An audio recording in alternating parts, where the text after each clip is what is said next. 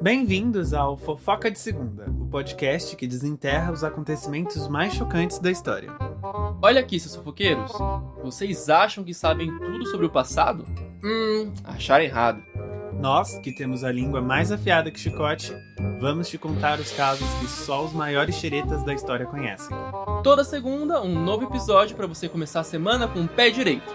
Ou com o pé torto, né? Vai saber.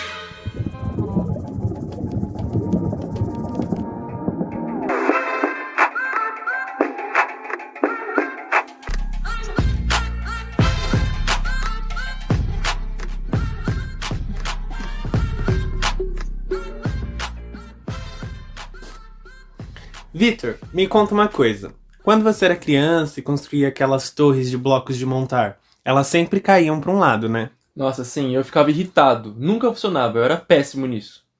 Mas, Léo, imagina se uma torre torta dessa virasse um monumento mundial. Pois é, hoje a gente vai falar da Torre de Pisa, a maior gambiarra arquitetônica da história. E olha que essa torre tá de pé desde o século XII, viu? Ela é tipo aquela sua tia que vive reclamando da coluna, mas nunca para de dançar no casamento alheio.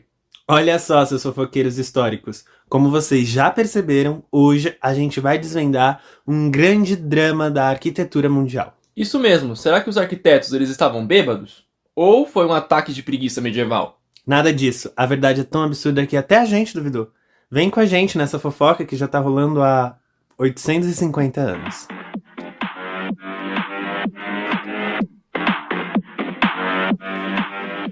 Bom, eu acho que antes da gente revelar os motivos da Torre de Pisa ser torta, é importante a gente dar um breve contexto da época em que a Torre de Pisa ela foi idealizada, no século XII.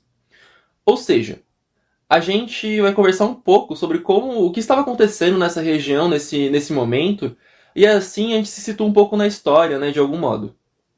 Bom, a gente está falando um pouco da Baixa Idade Média, que se passa ali nos séculos XI ao século XV. Foi um período de transformações na Europa, marcado pelo enfraquecimento do feudalismo clássico, devido ao crescimento populacional, o renascimento comercial e urbano também estava muito forte ali, e tinha também o surgimento dos estados nacionais. E também tinha um avanço tecnológico na agricultura, que estava ali surgindo. O comércio expandiu com excedentes agrícolas e rotas mercantis. E aí formou polos como as cidades italianas e a Liga Hanseática. E, galera, essa aí é uma liga comercial de 200 cidades dessa época. Ela não era uma liga cheia de ranço, não. Na verdade, sei lá, pode ser que tivesse alguns ranços aí sim entre as cidades, vai. Tá, de todo modo, o comércio ele se expandiu, as rotas comerciais também, e foram impulsionados pelas cruzadas. E, paralelamente a isso, os reis eles fortaleceram seu poder, superando o particularismo do feudalismo, né? E também aquele poder espiritual da igreja, que também às vezes tinha um poder político junto, né? Com o apoio da burguesia, os reis eles começaram a se fortalecer, e aí a burguesia estava muito interessada em leis e moedas unificadas para fazer o seu comércio, e a da nobreza buscava um auxílio real para conter as revoltas camponesas também. Então, assim, se consolidou as monarquias centralizadas, definindo os primeiros traços dos estados nacionais modernos. Dá pra gente entender que na Baixa Idade Média, os burgueses enfrentavam grandes dificuldades burocráticas devido à falta de leis comerciais unificadas. Cada senhor feudal podia cobrar taxas abusivas por mercadorias que passassem por suas terras, como pedágios em pontes e estradas. E um mesmo produto podia ser taxado várias vezes numa única viagem. Pessoal, tem gente que hoje em dia se orgulharia disso. E deixa abaixo que isso aí é polêmico, hein? Além disso, cada cidade ou feudo tinha suas próprias regras alfandegárias, com tarifas imprevisíveis que atrapalhavam o comércio. Essa fragmentação tornava os negócios mais caros e complicados. Mas vocês devem estar se perguntando, e o que isso afeta a cidade de Pisa? Então deixa que a gente conta essa fofoca também, tá? Porque aqui a fofoca é de segunda, mas ela é completa. Nesse mesmo período, a Península Itálica ela permaneceu fragmentada em cidades e estados independentes, como Veneza, Florença, Milão e Pisa, a nossa diva aqui. E aí, devido à geografia acidentada, rivalidades comerciais e influências externas do papado e do Sacro Império, e a ausência de uma monarquia unificadora, as cidades elas eram estado assim porque elas eram autônomas em si, certo? Não era um estado unificado como a gente tinha em outros lugares. Então, cada cidade também, cidade-estado da Itália, desenvolveu seu próprio dialeto, como o toscano em Florença e o veneto em Veneza, derivados do latim vulgar, mas também com diferenças marcantes ali, refletindo um pouco essa sua autonomia cultural e política. E aí essa fragmentação linguística ela só foi começar a ser superada mesmo a partir do século XIV. Agora que vocês já estão familiarizados com o contexto dessa fase, bora falar sobre a cidade de Pisa, a querida amiga da nossa protagonista do episódio. Aquela amiga que serve de escada, de trampolim para a protagonista ter o seu grande momento, sabe? A cidade de Pisa se originou durante a Antiguidade, embora o período de surgimento seja ainda alvo de estudo. Ela atravessou a Alta e a Baixa Idade Média em ascensão. O Porto Pisano foi protagonista decisivo em sua história. Isso mesmo, e ali desembarcaram os embaixadores enviados ao imperador Carlos Magno, né? E foi a manutenção e o constante desenvolvimento desse sistema portuário que permitiu que Pisa se afirmasse como uma potência naval realmente, né? Ali entre os séculos 10 e 11.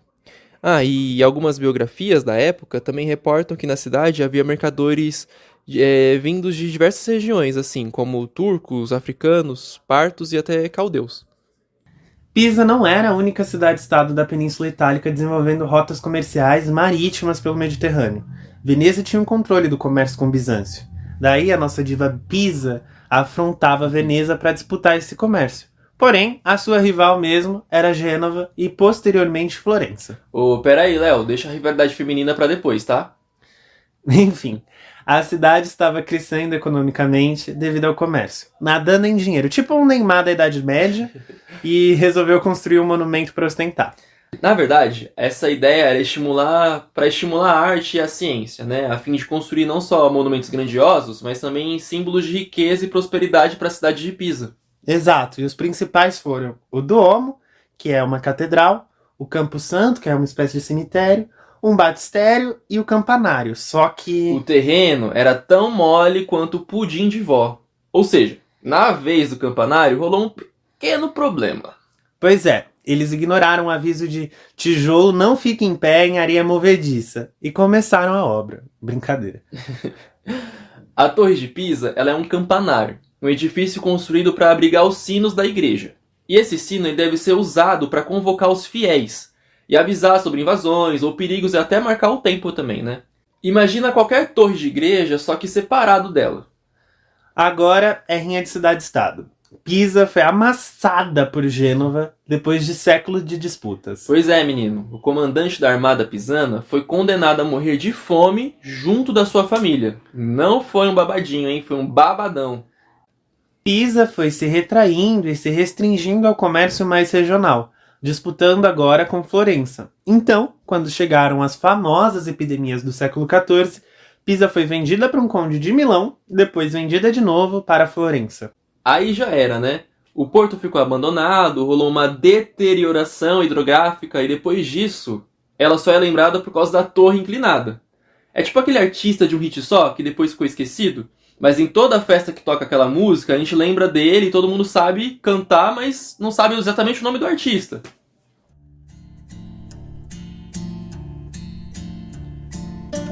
Finalmente os refrescos. Agora a gente vai esmiuçar os detalhes em volta da Torre de Pisa e entender de uma vez por todas por que essa torre é torta. Bom, a construção da Torre de Pisa teve início em 1174, durante um período da grande prosperidade da cidade de Pisa. O projeto é tradicionalmente atribuído ao arquiteto Bonanno Pisano, embora existam algumas divergências historiográficas quanto à autoria. E aí, como a gente já disse, a torre foi concebida como campanário, ou seja, torre sineira da Catedral de Pisa. Porém, o lance dessa construção é que já nas primeiras fases da obra surgiram alguns problemas estruturais. Daí já viu tudo, né? Quando o terceiro andar começou a ser erguido, a torre começou a se inclinar devido à instabilidade do solo, composto por camadas pouco compactas de areia, argila e lodo. Diante desse desafio técnico, as obras foram interrompidas. Galera, a torre começou a inclinar antes mesmo de terminar o terceiro andar. Tiveram que parar as obras por 90 anos. Pior que vocês quando deixam aquele projeto da faculdade para a última hora. Mas aí, voltaram com a cara e a coragem e deram aquele jeitinho para a torre não parecer torta.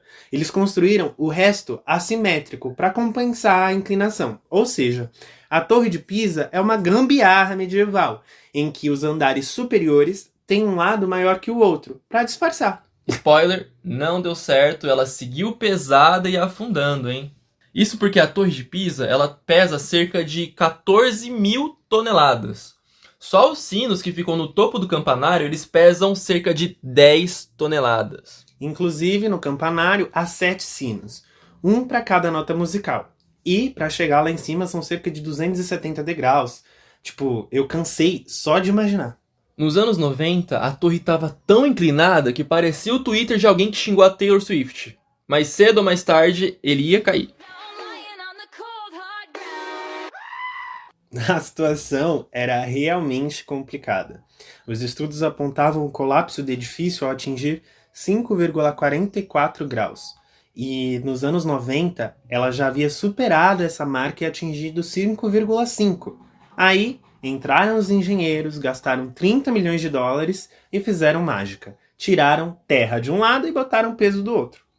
E aí salvaram a torre. Hoje ela está estável, ainda um pouco inclinada porque é o charme dela, né? Deixaram a torre em itálico e vai ficar assim por muitos anos, embora ela continue progressivamente inclinando. Chegamos então no momento das curiosidades aleatórias sobre a torre. Vocês sabiam que o Galileu usou a torre para testar a gravidade? O cara literalmente soltou as coisas lá de cima e falou: "Tá vendo, Aristóteles, você tá errado." Ele falou isso? Não sei.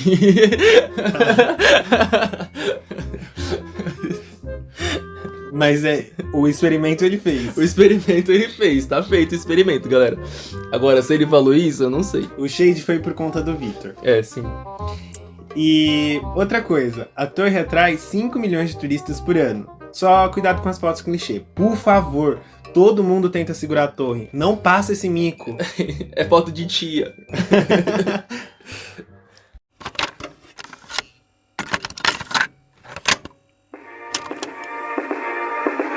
E aí, curtiram a fofoca arquitetônica mais torta da história? Mas se preparem, porque no próximo episódio a gente vai revelar um segredo que vai fazer vocês questionarem tudo o que sabem sobre animais fofinhos. Pois é, galera. Vocês acham que a Torre de Pisa é excêntrica? Espera só até descobrir o que a humanidade já fez quando... Bem, ninguém estava olhando. Na próxima segunda você vai descobrir por que algo tão inocente virou pesadelo de milhares. E olha que a gente não tá falando de filme de terror não, hein? Isso aconteceu de verdade. Para! Você vai deixar a galera com medo. Continue nos acompanhando e não percam a próxima fofoca. Ah, e não esqueçam que ela é de segunda. Tchau! Tchau!